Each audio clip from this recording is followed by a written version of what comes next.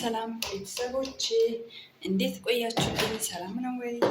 ውሎ አዳር ምሽት ሁሉ መልካም ከኔ ጋር ፈጣሪ ይመስገን፣ ሁሉ መልካም ነው። ፈጣሪ ይመስገን አለሁላችሁ። ደህና ነኝ፣ ደህና ነኝ።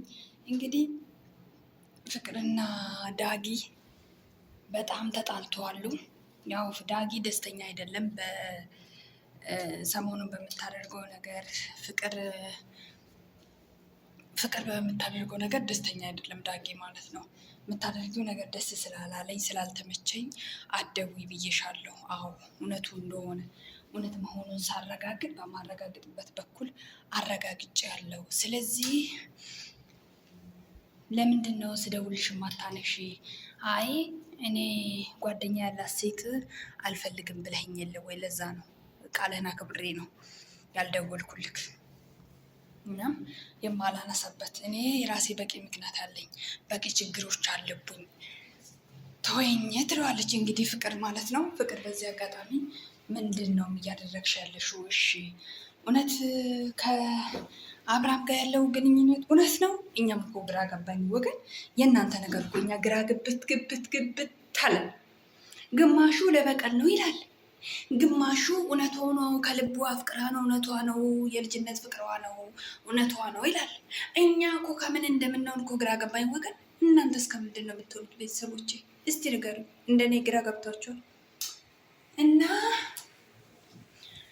እሷ ደግሞ የምትለው ከዳጊ ጋር ተጣልተዋል፣ እንደተጣሉ ነው። ዛሬ አጋጣሚ ትናንትና አጋጣሚ ስለደወለችለት ነው የተገናኙት።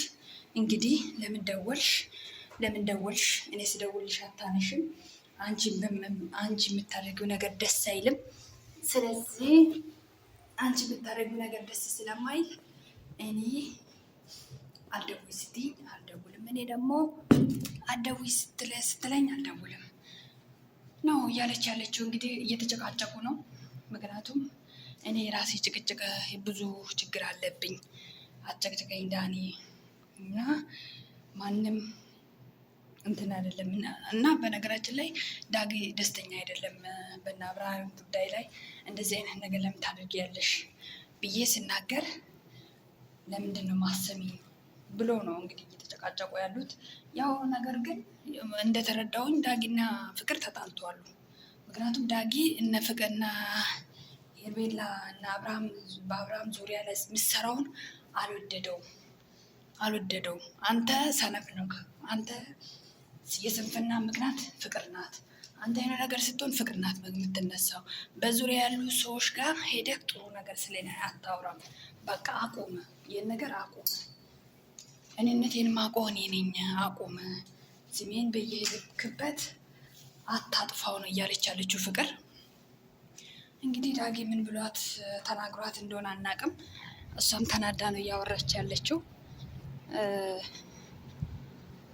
አብሬሽ መስራት አልፈልግም በቃ ብሏት ዘግቷታል።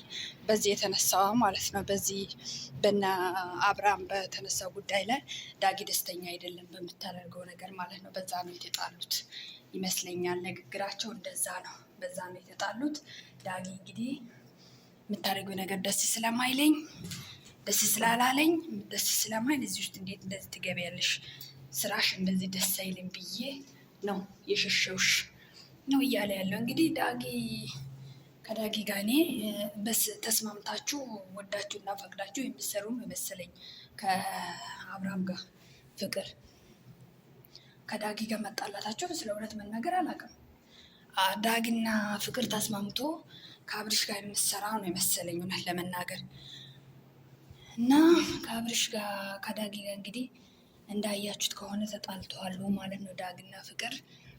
አብርሃምና ፍቅር በሚሰሩበት ስራ ላይ ደስተኛ አይደለም ዳጊ። ለዛ ነው እኔ ከአንቺ ጋር አብረሽ መስራት አልፈልግም፣ ጓደኛ ያለሽ ሴት ማውራትም አልፈልግም፣ አብሬያት መስራት አልፈልግም ብሎ እንትን ያለው ማለት ነው። እንግዲህ ዳጊ ያፈቅራታል ማለት ነው። እና ከባድ ነው ብቻ ስራቸው ሁሉ ከባድ ነው፣ የሚያደርጉት ሁሉ ከባድ ነው።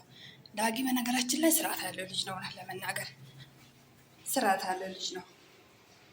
የሰው እንትን አይፈልግም፣ ተከብሮ ያለው ግን ፍቅር የመጣ ነው እንትን ያሉት። ዳጊ እስካሁን እኮ ነገር አላየንበትም እውነት ለመናገር እና አንቺ እዛ ምሰሪ ከሆነ ወደ እኔ አትምጪ፣ አልፈልግም፣ መነካካት አልፈልግም ብሏል። እንግዲህ ዳጊ እናንተ እንደዛ ብለዋል ማለት ነው። ዳጊና ፍቅር እንግዲህ ዛሬ በተለያየ እውነት ተጨቃጨቁ። አሁንም የመታረቃቸው መንስሳና ደግሞ ትታረቃላችሁ። የእናንተ ነገር ግራ የገባ ነገር ስለሆነ በየትኛውም ላይ ለመግባት ይከብዳል። ለማንኛውም ይመቻችሁ። በሌላ ቪዲዮ እንገናኛለን። ቤተሰቦቼ ሰላም ቆዩልኝ። እወዳችኋለሁ።